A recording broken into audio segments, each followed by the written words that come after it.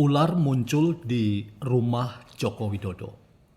Itulah tesis pendek yang saya ingin ajukan sebagai bahan diskusi kita kali ini.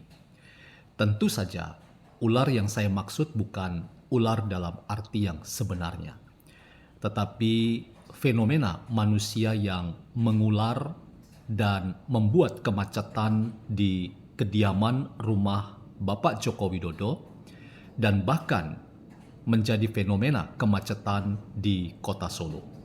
Pertanyaan saya adalah bagaimana fenomena mengularnya manusia yang datang berbondong-bondong ke kediaman Joko Widodo di kota Solo ini tidak dibaca oleh para kritikus ulung Jokowi yang terus-menerus mengkapitalisasi sebuah cara pandang yang ingin tujuannya menghancurkan harkat dan martabat Jokowi.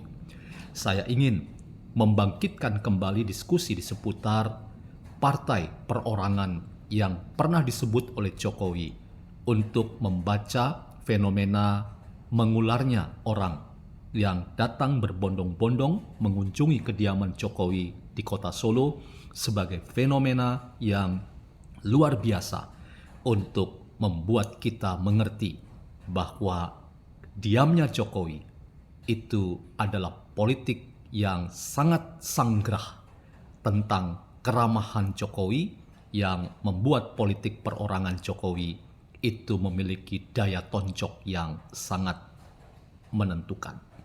Selamat datang dalam channel Meragukan Filsafat, sebuah channel yang secara sadar dibangun untuk turut mengedukasi ruang publik virtual Indonesia dengan menawarkan alternatif berpikir dari lensa pemikiran filsafat untuk membaca fenomena sosial, politik, kebudayaan dalam konteks Indonesia kontemporer tanpa berpretensi untuk menggiring opini kita mempercayai pandangan-pandangan dalam channel ini. Teman-teman, fenomena mengularnya manusia, rakyat banyak yang datang berjubel untuk memenuhi jalan-jalan menuju rumah kediaman Jokowi di kota Solo. Itu menjadi sebuah fenomena yang kita harus akui bahwa Jokowi menjadi magnet tersendiri bagi upaya kita untuk memberikan keseimbangan dalam cara membaca fenomena Jokowi. Jokowi sudah menjadi fenomenal oleh karena ia selama ini diposisikan sebagai korban dari ganasnya politik yang tidak menunjukkan nilai-nilai keadaban dan kesantunan.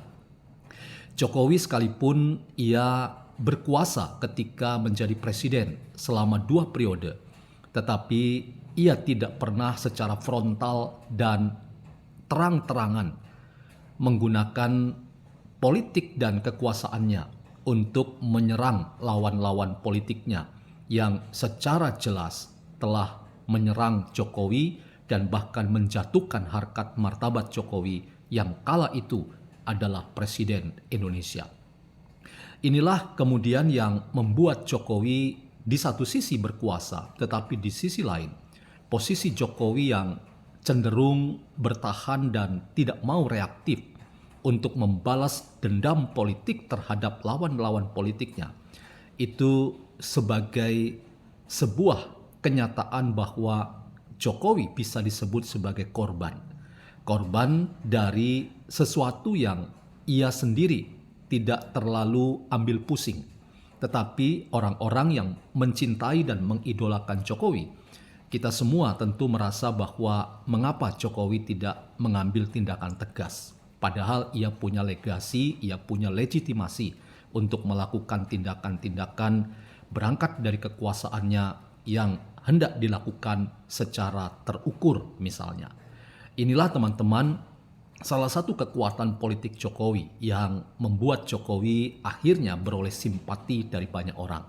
Karena itu ketika di awal tadi saya katakan ada ular di rumah Jokowi, itu maksudnya adalah bahwa ada fenomena menarik yang sudah pernah saya bahas dalam channel saya sebelumnya, bahwa manusia mengular menuju rumah Jokowi yang membuat jalan menuju kediaman Jokowi di Sumber Solo itu kemudian macet, dan ini menjadi sebuah kenyataan sosial bahkan kebudayaan yang memperlihatkan kepada kita bahwa simpati orang terhadap Jokowi itu semakin besar dan luar biasa. Fenomena ini tentu saja tidak bisa kita pungkiri dan kita anggap sepi belaka, atau bahkan kita secara nyinyir berada dalam kelompok orang yang mengatakan semuanya itu settingan belaka. Tetapi saya sudah katakan pula bahwa kecerdasan sosial rakyat itu punya kekuatannya sendiri yang sudah memberikan klarifikasi bahwa tidak ada settingan, tidak ada perencanaan yang ada di belakangnya, di mana Jokowi mengkondisikan semuanya. Semuanya itu betul-betul datang dari panggilan alamiah yang ditunjukkan oleh orang banyak yang memberikan dorongan, dukungan, dan simpati terhadap Jokowi yang selama ini diposisikan sebagai korban dalam tanda kutip dari kegaduhan-kegaduhan politik yang ada di tanah air kita. Inilah teman-teman yang saya ingin maknai sebagai kekuatan partai perorangan Jokowi yang bisa membungkam berbagai macam upaya sistematis terprogram untuk menghancurkan, melemahkan harkat martabat Jokowi, bahkan membuat Jokowi sebagai sumber masalah dalam kehidupan politik dan demokrasi di tanah air kita. Disinilah teman-teman, kekuatan politik perorangan Jokowi menemukan posisi dan titik yang tertingginya ketika banyak orang kemudian mengular untuk menunjukkan dukungan dan simpati terhadap Jokowi.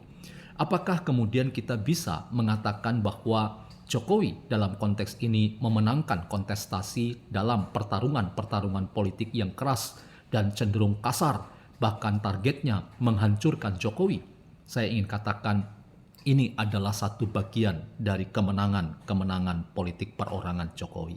Jokowi menunjukkan citra diri yang dilihat banyak orang sebagai citra dari orang-orang yang tidak gila kekuasaan.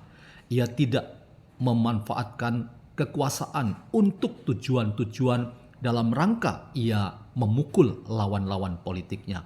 Bahkan ketika ia punya kesempatan itu di masa 2 periode ia memerintah, ia tidak pernah menggunakannya.